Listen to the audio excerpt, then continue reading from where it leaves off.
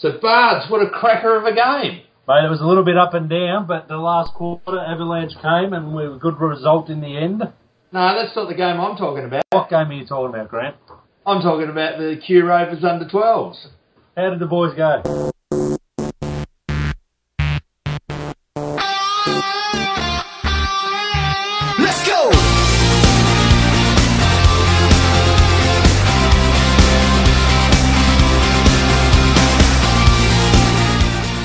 Kicked the point, 1 minute ago, drew the score. They had to play an extra 2 halves of 5 minutes each.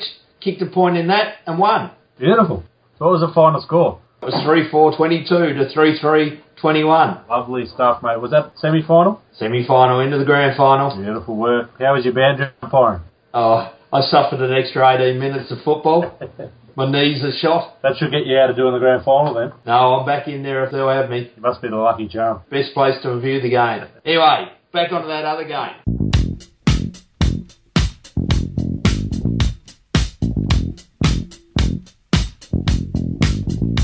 What were the scores, Bards? Mate, we had Hawthorn 24-15 and 159 defeating Port Adelaide 13-9-87. Now, who were the goal kickers? Mate, last time we played a game in Tassie, Franklin kicked 13 goals. Well, this time we had 13 goal kickers, so don't say we can't spread it around. We had the little man, Paul Puopolo, with 5, the big man, David Hale, with 4, the medium man, Luke Bruce, with 3, the skinny man, Xavier Ellis, with 2, and the equally skinny man, Isaac Smith, with 2. And then singles to Lewis, Gunstall, Gillam, Young, Hodge, Rioli, Suckling, and Guerra. They all got a money. They're not men, are they? They're just names. They're just names, like. I love it when you call me names.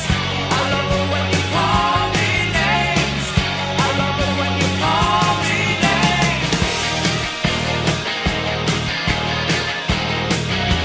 So, Bards, you'll need to tell me a bit about this game because Foxtel didn't do me any favours. Cut out at half time. All right, mate. Well, I'll go with honesty here. The first quarter I listened to on the radio as I was unable to get to the TV working, and it was a very slow start to the game. Port came out firing. We couldn't get possession by what I could tell, and it was only thanks to some bad kicking that they probably weren't 5 goals up before we got going. Got a couple back at the end of that quarter, settled it down. Second quarter came out on fire, kicked 6 or 7, and got the lead up. Third quarter, bit of to and fro. I think they outscored us by a goal there. And then come the last quarter, mate, they kicked the first one and got back to 17 points. And then the boys went bang and we kicked 11. Good result in the end, big win. And percentage is still high. Excellent. Now, some queries came out of the game. Josh Gibson, where do we think he's at?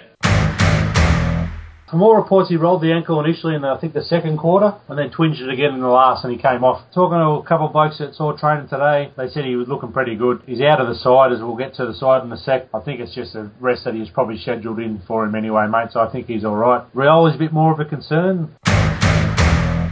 The club's actually told us that he's injured. He's going to miss 2 to 3 weeks. He's got some bone bruising and deep tissue bleeding to his shoulder. Bit of a worry. If we can get the man back a week before finals, that should be all right. He'll be up and running for us in the finals. It's probably good for him to have the time off anyway. He's preoccupied with something else right now. Max Bailey, David Hale. Does Ruffy fit easily into that team? Look, Ruffy comes back in, mate. No worries about that. Max was all right. Definitely the premier ruckman in the team, as a pure tap ruckman. Hands first to the ball and directs it well. Just doesn't offer what the other 2 blokes do at the moment. Hale has been a revelation, really, this year. His ruck work's come on in leaps and bounds, and he's probably the best contested mark we've got when he goes forward. He's very hard to beat in the air. So I think for the balance of the side at the moment, I think you'll find that Max will come out come finals time and Ruffy and Hale will get the job. But that's not to say that I don't think Max can make his way back in that side long term. Next year he could still be there and we might go back to a more conventional setup with Ruffy staying forward. But I think what's working's working, so I think you'll see that Max will probably just be on the sidelines. And Gillam coming back in the side was probably timely given Gibson's injury and reminds us that we need to make sure that we have a pretty deep squad. That's it, mate. And he's a very handy one to have as a backup. That's where he plays. I'm sure there's a few out there that want him in the side ahead of Schoenmakers, but there's no way Clarko's going to do that. He comes in as an extra, if anything. That just freed us up for Shuey to move forward a bit. So Gibbo out this week. Gillam will play again down back. And, if we come up against a side that we think, and maybe it is Geelong, maybe we do bring him in for that game to give us that bit more flexibility against the Hawkins and Hodsley Ardley, who he's been all right against in the past. So, yeah, he'll definitely be there. I don't think he's in our best 22, but I think matchup-wise he might come in for a couple of games. And Xavier Ellis, I thought he was limping there at one stage, but there was no way he was coming off.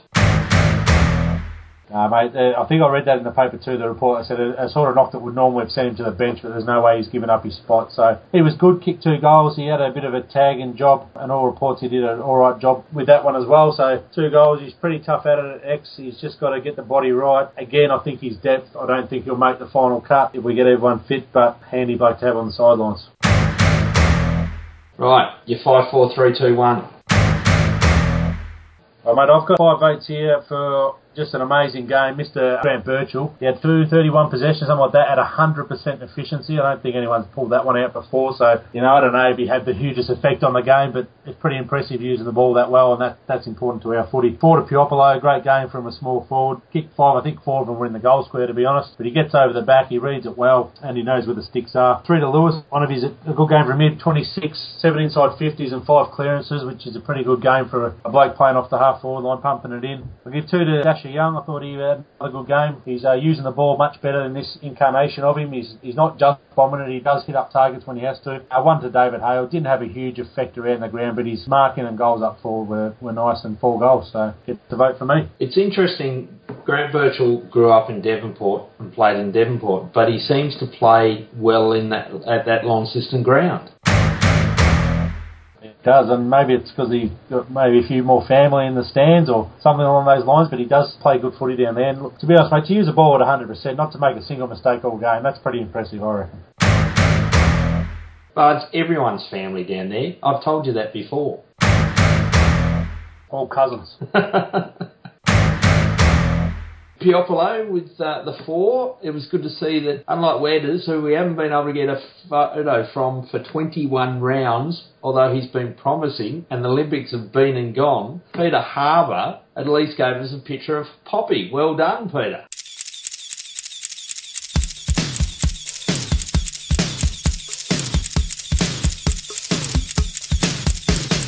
Well, he could be the Hawthorn name anyway, isn't he? Who, Peter or Poppy? Piopolo. Just checking. No, it was a timely game from Poppy. He probably needed to have a big one. He's been good, but he's been up and down, and that's another impressive game. And another interesting stat I read during the week, Luke Bruce, he's kicked multiple goals in a ridiculous amount of games in a row now. So he's just really getting the job done as that small forward or that sort of mid-sized forward, and been underrated by a lot of people around the league. There's not much talk about him, but you look at his results since he had a slow start to the year, but since then he's probably the best small forward in the game. So thank you, Peter, for that photo, and we do see you occasionally up there in the front row of the cheer squad going hard for Hawthorn, so well done, mate. We appreciate all your efforts for the club.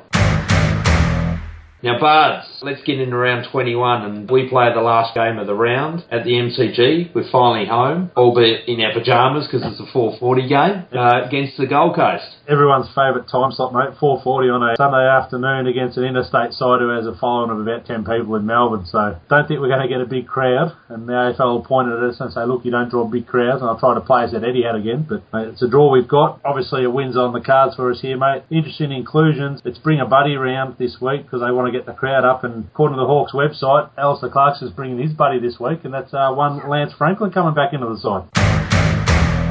Yep, and he's bringing his buddy, Jared Ruffhead. That's exactly right. So, we've just won a game by 72 points. We're just going to slip our Franklin and Ruffhead into the team now. We're getting ready to play some finals footy. And you heard that saying, it's better than a poke in the eye with a sharp stick. Well, according to our reports, Shane Savage would say that as well. Yeah, what was the deal there? Poke in the eye, apparently. Eye. So apparently he trained today without an eye patch. It was a revolution, I heard. So he's been cut back in the squad. Coming in, mate, was Franklin Ruffhead. Shields back from his little holiday for his little punch there. Duray being teased again in the order 22, and Shane Savage back into the mix. And now obviously it was Rioli and Gibson officially injured and, in my opinion, rested. So 25 names. We'll see what happens on Friday night when they give us the final squads. I'd imagine Franklin, Ruffhead and Shields come in. Rioli, Gibson and possibly, I don't know, who else will they drop? Don't know, it's a hard one, isn't it? Could be Gillum, I guess. They want to go extra small, but I thought they'd give him another game with Ruffhead out, so we'll see what happens with sides line up, mate. Go from there. Oh, Bailey might be the other one, mate. Bailey might slide out. If Ruffhead's coming back in, they're going to go back to the other setup, so that's probably the most obvious way it'll go. So the selectors are going to tease Taylor Dre in the same way they teased Jordan Lyle last year. They gave Lyle the game eventually. Poor Taylor. To be honest, mate, if he doesn't get a game, he's to be looking for a change of venue, I think. So if he's not going to break in. Now, I was a little surprised. I thought we might have heard an announcement during the week from Mr. Bateman, maybe hanging him up and getting a farewell game. That's not to be. Can't imagine they'll be given a charity game against West Coast in the last round. So I think Changa must be planning on playing on. Yeah, well, along with Ozzy Osbourne as well. Yeah. All right, so how much do you think we'll win by, Barnes? I've got down here, I've got a couple of players I thought we might want to have a look at, and that's Franklin, just to see, one, if he actually does play, and what role he does play. You know, do we put him deep, or what do we do there? The other one, Shields, it was interesting to see if he goes to Ablett in the tag role. He's had some pretty big jobs, so they might try to, on a big bloke, on a big gun, and see what sort of job he can do. But yeah, look, win-wise, mate, you'd be disappointed if it was less than 15 goals, so I'm going to say 15 goals. Alright, I'm going 77 points. No worries at all. Don't worry, it's alright. I'll be coming home to see you tonight. Don't worry, it's okay. I'll be coming home to see you today. Alright, now, no Wetters, no Blast. We've got to say hello to Wetters. There's a few things going on at the moment. We pass on our regards to Wetters. We know he's listening, and we will get him back at some stage. We did speak to him and he was impressed with how we're going, but wasn't impressed with our Geelong loss. Let's move on to winners in a word. Everybody sing the song, doo-dah, doo-dah. Well, everybody sing the song all the doo-dah day. Everybody sing the song, doo-dah, doo-dah. Well, everybody sing the song all the doo-dah day. All the doo-dah day. Winners in a word. Geelong. Geelong. Carlton. Blues. Melbourne. Giants. Fremantle. Freo. Collingwood. North. Adelaide. Lions. West Coast. Eagles. Sydney. Swans. And that was winners in a word. Everybody sing the song, doo-dah, doo-dah. Well, everybody sing the song all the doo-dah day. Everybody sing the song, doo-dah, doo-dah. Well, everybody sing the song all the doo-dah day.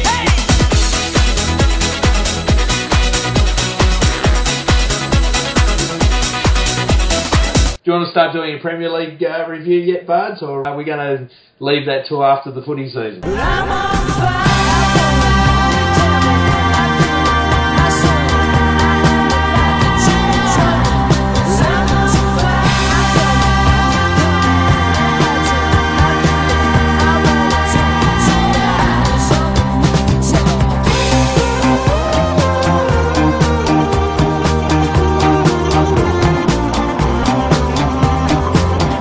When your multi-billion dollar side get done by Everton early hours of Tuesday morning, Wednesday morning as it may be, you're not going to want to do a Premier League review next week.